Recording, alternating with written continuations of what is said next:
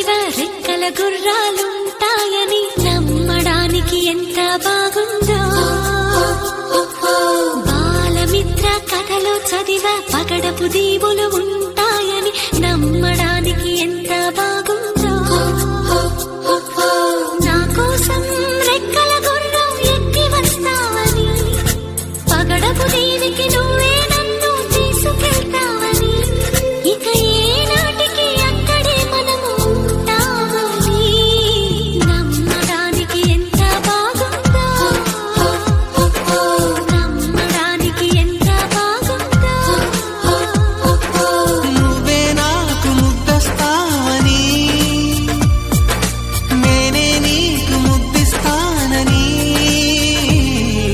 నమ్మడానికి ఎంత బాగుందో.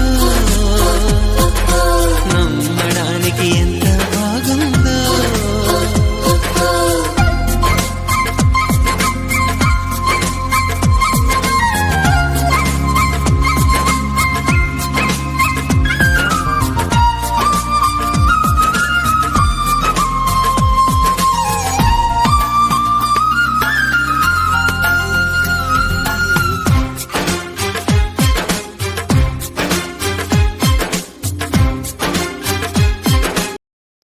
Share chat.